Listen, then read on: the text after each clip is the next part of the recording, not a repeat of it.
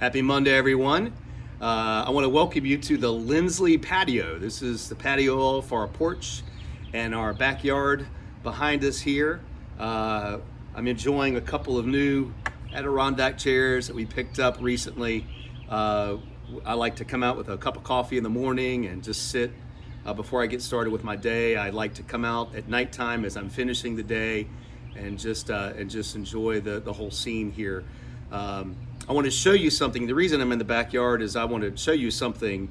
But before I do that, here is what is on my mind.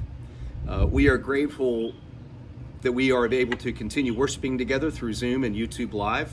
I am grateful for Chris and Rebecca's leadership and the way that they're continuing to bring new things in the mix. Really grateful for, say, the Suggs leading hymns, Jim and Mary Glenn singing the offer tour. I mean, those are so special, and so I'm really thankful for all that they're doing. I do want to mention that the YouTube Live is a wonderful way for you to extend the Trinity family out. So if there are family of yours, or friends, or neighbors, or even people that have been interested in learning more about Trinity, or you think might be interested in learning about Trinity, the YouTube Live link is a great thing to share with them.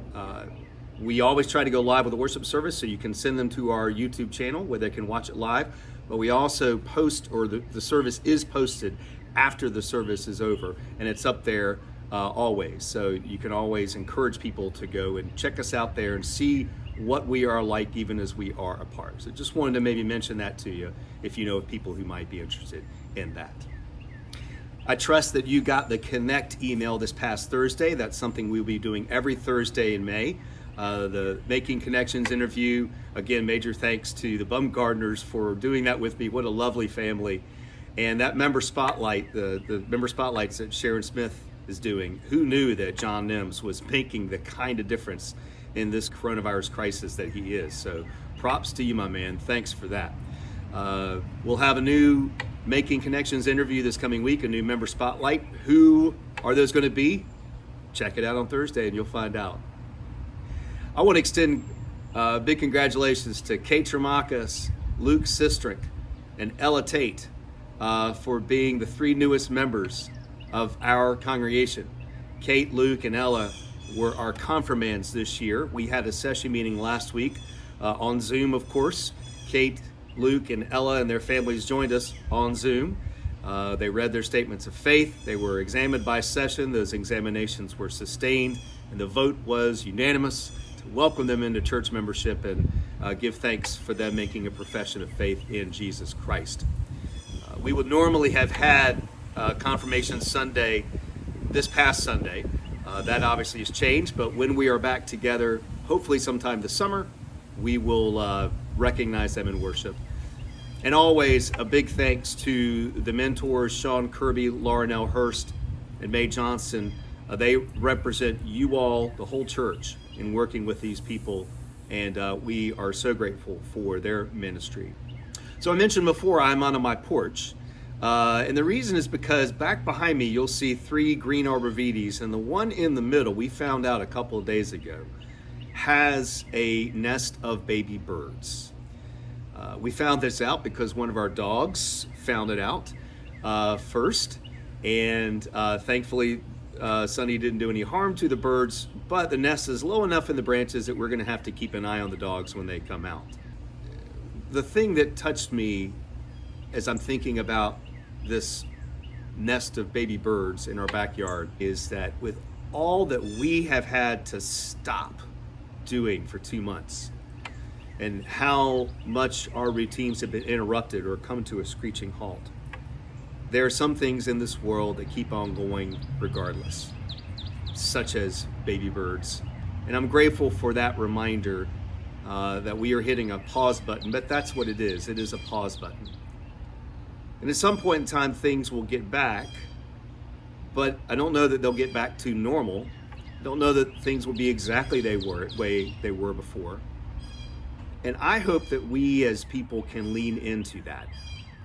I hope we can ask ourselves questions like, are there things that we haven't been doing for a couple of months that we can let go of? We can decide maybe they weren't as important as we once thought they were.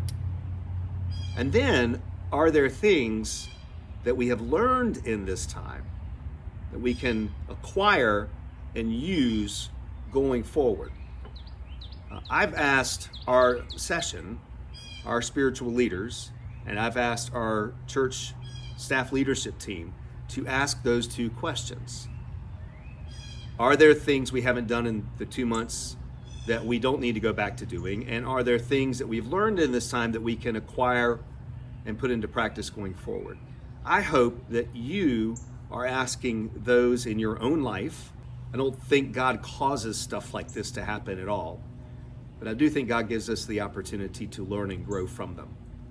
And it's my hope that we do that as a church and as a people. My friends, it continues to be hard not to see you, but I am grateful for the ways that you are remaining in touch with me and with each other. It might be a good spiritual practice to get into of every week, pick 2 to 3 or 4 people, call them up, send them a text, maybe two people you know well and 2 people you don't know as well. And let's live into this connecting with our church family theme that we have for May, that hopefully we can continue long after this month is over. As always, my friends, I love you. I hope you are well. Be safe, be kind, be church. Take care.